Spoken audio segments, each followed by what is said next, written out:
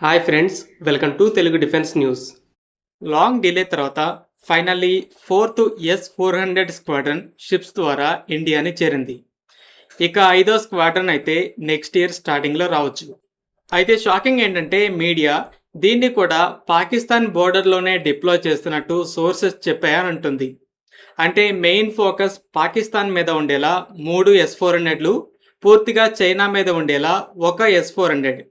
Present మూడింట్లో ఒకటి పంజాబ్లో Pak border దగ్గర, ఇంకోటి గుజరాత్ రాజస్థాన్ సెక్టార్లో, ఇంకోటి చికెన్ నెక్కి ప్రొటెక్షన్గా సిక్కింలో ఉన్నాయి.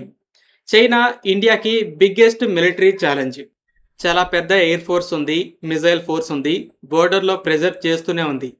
ఇప్పుడు కూడా అరుణాచల్ ప్రదేశ్ మాదే అని క్లెయిమ్స్ వస్తున్నాయి. సిక్కింలో ఉన్న S-400 ఇలా అరుణాచల్ ప్రదేశ్ మొత్తానికి కంప్లీట్ ప్రొటెక్షన్ ఇవ్వదు. ఎవాక్స్ లాంటి పెద్ద సైజు ఎయిర్క్రాఫ్ట్కి ఎగెనిస్ట్గా అయితే అరుణాచల్ ప్రదేశ్ వరకు కవరేజ్ ఉంటుంది. మిజైల్స్, ఫైటర్ జెట్స్ విషయంలో ఎఫెక్టివ్నెస్ అనేది తగ్గుతుంది. మరి అలాంటప్పుడు 4th S-400 వచ్చాక అరుణాచల్ ప్రదేశ్లో కాకుండా మరలా పాకిస్తానీ బోర్డర్కి పంపడం ఎందుకు? దీన్ని బట్టి ఇండియా చైనాని బిగ్గెస్ట్ థ్రెట్గా చూస్తున్నా కూడా పాకిస్తాన్నే ఇమీడియట్ థ్రెట్గా చూస్తుంది.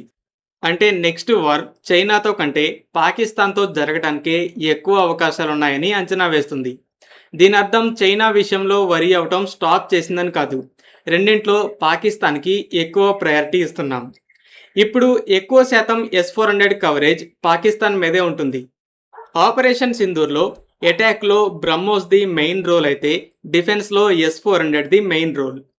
పాకిస్తానీ ఏవాక్స్ని రికార్డు బ్రేకింగ్ 300 కిలోమీటర్స్ రేంజ్లో డౌన్ చేయడమే కాకుండా 5 ఫైటర్ జెట్స్ని కూడా మన ఎయిర్ స్పేస్లోకి రాకుండానే వాళ్ళ ఎయిర్ స్పేస్లో ఉండగానే డౌన్ చేసింది. అయితే ఈ 2 S-400 కవరేజ్ సరిపోదు, ఇమీడియట్గా S-400 డెన్సిటీని ఇంకా పెంచాలని మధ్యలో ఇంకో దాన్ని పెడుతుంది. పాకిస్తాన్కి ఇంత ప్రయారిటీ ఇవ్వడానికి రీజన్ ఏంటంటే సింధూర్ ముగిసినంత మాత్రాన అక్కడితో ఆగిపోలేదు. ఇండస్ వాటర్ ట్రీటీని సస్పెండ్ చేసి పాకిస్తాన్కి వెళ్లే వాటర్ని మనలోనే ఉండేలా డైవర్ట్ చేస్తున్నాం. దీనివల్ల పాకిస్తాన్ మీద హ్యూజ్ ఇంపాక్ట్ ఉంటుంది. అందుకే ఓపెన్గా ఆ డ్యామ్స్ మీద దాడి చేస్తామని వార్నింగ్లు ఇస్తుంది. పాకిస్తాన్ కనుక అలా అటాక్ చేయడానికి ట్రై చేస్తే అది సక్సెస్ అయినా ఫెయిల్ అయినా కూడా మనం తిరిగి అటాక్ చేయడం జరుగుతుంది. అంటే వార్ స్టార్ట్ అన్నట్టే.